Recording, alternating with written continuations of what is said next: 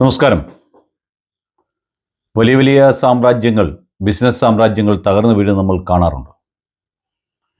ചില തരം ബിസിനസ്സുകൾ പാരമ്പര്യമായി ചെയ്യുന്ന പലരുമുണ്ട്. തുണി വ്യവസായം, ഇരുമ്പ് വ്യവസായം, അങ്ങനെ പലതും, സ്വർണ്ണക്കട, ഇതൊക്കെ. നമുക്ക് ബിസിനസ് രംഗത്ത് നമ്മൾ വളർന്നുകൊണ്ടിരുന്ന അനുസരിച്ച് നമുക്ക് അഹങ്കാരവും ഉണ്ടാകുന്നത് സ്വാഭാവികമാണ്, ചിലർക്കെങ്കിലും.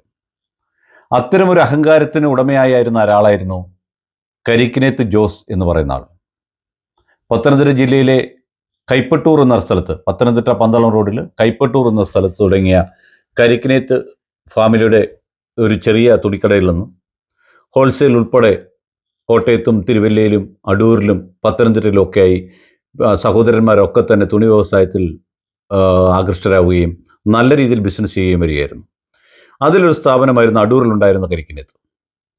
ആദ്യം അത് പഴയ ഇലക്ട്രിസിറ്റി ബോർഡ് ഓഫീസിൻ്റെ ഓപ്പോസിറ്റുള്ള സ്ഥലത്ത് വാടകയ്ക്ക് നടക്കുകയായിരുന്നു. അങ്ങനെ വാടകയ്ക്ക് നടക്കുന്ന സമയത്ത് ഈ കരിക്കിനേത്ത് ജോസ് എന്ന കരാട്ടെ ഒക്കെ പഠിച്ച അഭ്യാസിയായ മനുഷ്യൻ, അദ്ദേഹത്തിൻ്റെ ജ്യേഷ്ഠൻ ജോർജ് പത്തനംതിട്ട ഷോറൂമിൽ ബിജു എന്ന് പറഞ്ഞ ആനിക്കാട് സ്വദേശിയായ കാഷ്യർ ഒരു ദിവസം പണം എണ്ണി കൊടുക്കുമ്പോൾ 1,00,000-നും 1,50,000-നും ഇടയ്ക്കുള്ളൊരു സംഖ്യ കുറവന്നു. അതിനുവേണ്ടി ചോദ്യം ചെയ്യൽ ആരംഭിച്ചു. അങ്ങനെ വീട്ടിലെ കരാട്ടക്കാരനായ ഗുസ്തിക്കാരനായ ജോസിനെ അവിടേക്ക് വിളിച്ചു വരുത്തുന്നു. ജോസും ജോസിൻ്റെ മകനും കൂടി അവിടെ ചെല്ലുന്നു. ഈ പറഞ്ഞ ബിജുവിനെ തൊഴിക്കുകയോ അടിക്കുകയോ ഒപ്പം ഈ തുണി ഒക്കെ തൂക്കിയിടാൻ ഉപയോഗിക്കുന്ന കമ്പി വെച്ച് അടിക്കുകയോ ഒക്കെ ചെയ്ത് എന്തായാലും ഈ ചെറുപ്പക്കാരൻ പിറ്റേ ദിവസം ഷട്ടറിൻ്റെ വെളിയിൽ മരിച്ചു കിടക്കുന്നതായിട്ട് വരികയും ജോസിൻ്റെ പണസ്വാധീനം മുതൽ പത്രങ്ങളിലൊക്കെ ചെറിയ വാർത്തയായി വരികയും ചെയ്തു. ഞാൻ അന്ന് ഓർക്കുന്നു, ഒരു പത്രങ്ങളും അതിനെപ്പറ്റി വാർത്ത ചെയ്തില്ല, ഒരു ചാനലുകളും അതിനെപ്പറ്റി വാർത്ത ചെയ്തില്ല. കാരണം എന്താണെന്ന് വെച്ച് കഴിഞ്ഞാൽ ജോസിൻ്റെ പരസ്യമായിരുന്നു അവർക്ക് ലക്ഷ്യം. അങ്ങനെ ആ സാധാരണ വീട്ടിലെ ഒരു ആൾ, ഒരു തുണിക്കടയിൽ കാഷ്യറായിട്ടോ തുണിക്കടയിൽ എടുത്തു കൊടുക്കാൻ നിൽക്കുന്ന ഒരാൾ നിത്യവൃത്തിക്ക് വേണ്ടിയായിരിക്കും പോകുന്നത്. അന്ന് കേസ് അന്വേഷിച്ച പത്തനംതിട്ട സി എ ആയിരുന്ന ആർ മധു, ഇന്ന് DYSP ആലപ്പുഴ. ഇന്നത്തെ പത്രം വായിച്ചിട്ടുള്ളവർക്ക് മനസ്സിലാവും. പത്തനംതിട്ട ഇപ്പോഴത്തെ SP-ക്കെതിരെ DYSP വാർത്താക്കുറിപ്പ് ഇറക്കുന്നു, SP DYSP-ക്കെതിരെ വാർത്താക്കുറിപ്പ് ഇറക്കുന്നു. അങ്ങനെയൊക്കെയുള്ള സംഭവങ്ങൾ ഈ വിഷയമായിട്ട് ബന്ധപ്പെട്ട ഒരു വാർത്തയും ഇന്ന് വന്നിരുന്നു.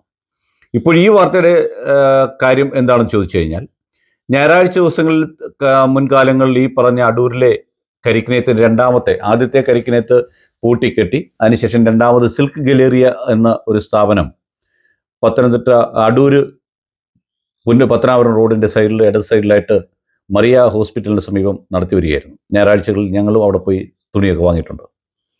10-75ഓളം തൊഴിലാളികൾ, ഈ സമീപ പ്രദേശത്തുള്ള 10-75ഓളം തൊഴിലാളികൾ, പ്രായമുള്ളവർ, വർഷങ്ങളായിട്ട് ഇയാളോടൊപ്പം നിൽക്കുന്നവർ. അതിൽ കുറച്ചു പേർക്ക് മാത്രമേ PF-ഉം ESA ഒക്കെ ഉള്ളൂ. അവരൊക്കെ തന്നെ ഇനി ഒരു പുതിയ കടയിൽ പോയി ജോലി ചെയ്യാൻ പറ്റാത്ത അവസ്ഥയിൽ ഉള്ളവരാണ് എന്നുള്ളതാണ് സത്യം. അങ്ങനെ ഞായറാഴ്ചകളിൽ തുറന്നുകൊണ്ടിരുന്ന കട കഴിഞ്ഞ 3-4 ഞായറാഴ്ചകളായി തുറക്കാതിരിക്കുകയും കുറച്ച് തുണികൾ അവിടെ നിന്ന് മാറ്റുകയും ഈ ശനിയാഴ്ച വൈകിട്ടും തുറന്ന് പ്രവർത്തിച്ച സ്ഥാപനം ഇന്ന് രാവിലെ തൊഴിലാളികൾ ചെല്ലുമ്പോൾ അടഞ്ഞു കിടക്കുന്നതായിട്ടാണ് കാണാൻ സാധിച്ചത്.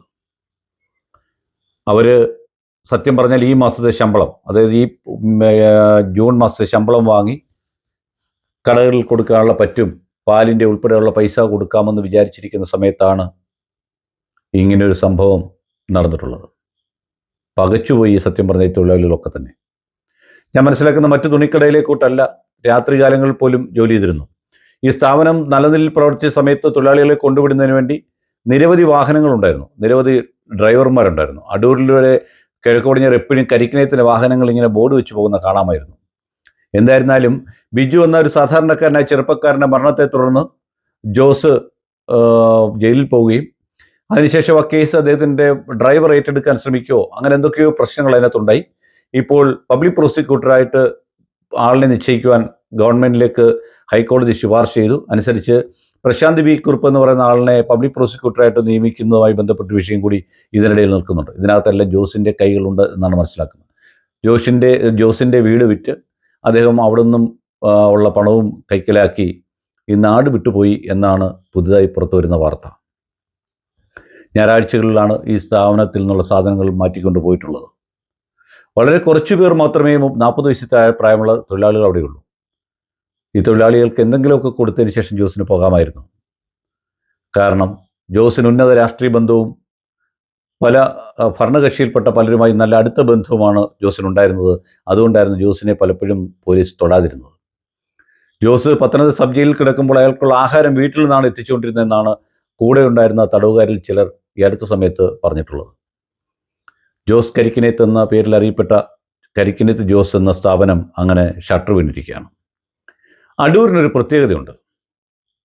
അടൂരിൽ വന്ന് അഹങ്കരിക്കാത്ത എല്ലാവരും രക്ഷപ്പെട്ടിട്ടുണ്ട്. അടൂരിൻ്റെ പ്രത്യേകത എന്ന് പറയുമ്പോൾ, അടൂരിൽ നിന്ന് ഓർക്കുമ്പോൾ ഇ വി കൃഷ്ണപിള്ളയെയും അടൂർ ഫാസിയെയും അടൂർ പങ്കജത്തെ അടൂർ ഭവാനിയെയും അടൂർ ഗോപാലകൃഷ്ണനെയും ഒക്കെ അടൂർ ഫാസിയൊക്കെ ഓർക്കുന്ന നമുക്ക് അടൂരിൽ വന്ന് രക്ഷപ്പെട്ടിട്ടുള്ളവരാണ് മുഴുവൻ രാഷ്ട്രീയക്കാരുൾപ്പെടെയുള്ളവർ. ഈ അടുത്ത സമയത്ത് അന്തരിച്ച തെന്നല ബാലകൃഷ്ണപിള്ള കൊല്ലം ജില്ലക്കാരനായിരുന്നു. അദ്ദേഹം അടൂരിൽ നിന്നാണ് MLA ആയിട്ടുള്ളത്. ഇവിടെ നിന്ന് MLA MP ആയി 10-20 വർഷത്തോളം ഇവിടെ നിന്ന ഒരാളാണ് കോട്ടയംകാരനായ തിരുവഞ്ചൂർ രാധാകൃഷ്ണൻ. ഇപ്പോഴും അടൂരിലുള്ള ഡെപ്യൂട്ടി സ്പീക്കറായ ചിറ്റയൻകുമാർ കൊല്ലം ജില്ലക്കാരനാണ്. അടൂരിലെ മിക്ക ബിസിനസ് സ്ഥാപനങ്ങളുടെ ഉടമകൾ അടൂരിന് പുറത്തുള്ളവരാണ്. അടൂർ ടൗണിൻ്റെ മിക്ക ഭാഗങ്ങളിലും ഇന്ന് അടൂരിന് പുറത്തുള്ളവർ വന്ന് വസ്തു വാങ്ങി കെട്ടിടം വെച്ച് വളർന്നു വരുമ്പോഴാണ് ജോസ് എന്ന പത്തനംതിട്ട ജില്ലക്കാരന് അടൂരിൽ കാലിടറുന്നത്. ആ കാലിടറിയത് ഒരു നിരപരാധിയുടെ നെഞ്ചിലേക്ക് അവൻ്റെ കാല് എടുത്തുയർത്തിയതിൻ്റെ പരിണിത ഫലമാണെന്നാണ് ഈ സമൂഹം പറയുന്നത്. വിതച്ചതേ കൊയ്യു എന്ന് പറഞ്ഞതുപോലെ തന്നെയാണ് ജോസിൻ്റെ ജീവിതവും. ജോസ് കരിക്കിനേത്ത് എന്ന ഒരു ബിസിനസ് സാമ്രാട്ട് ആയിരുന്നു എന്ന് സ്വയവും ചിലരും വിശ്വസിച്ചിരുന്ന വ്യക്തി ഇന്ന് സത്യം പറഞ്ഞാൽ കാലയവനികയ്ക്കുള്ളിലേക്ക് മരിച്ചുപോയി എന്നല്ല പറഞ്ഞത്, ബിസിനസ് വ്യവസായത്തിൻ്റെ കാലയവനികയ്ക്കുള്ളിലേക്ക് മറിഞ്ഞു പോയിരിക്കുന്നു എന്ന് വേണം പറയാൻ. ജോസിനെ ആരാധിച്ചിരുന്ന രാഷ്ട്രീയക്കാർക്കും പോലീസുകാർക്കും ജോസ് നൽകിയ പണവും മറ്റ് സമ്മാനങ്ങളും ഓർമ്മയിലെന്നും ഉണ്ടാകണം എന്ന് മാത്രമേ ഓർമ്മിപ്പിക്കാനുള്ളൂ. കാരണം അതിന് ബിജു എന്ന ആനിക്കാട് സ്വദേശിയുടെ രക്തത്തിൻ്റെ വിലയുണ്ടായിരുന്നു. നന്ദി, നമസ്കാരം.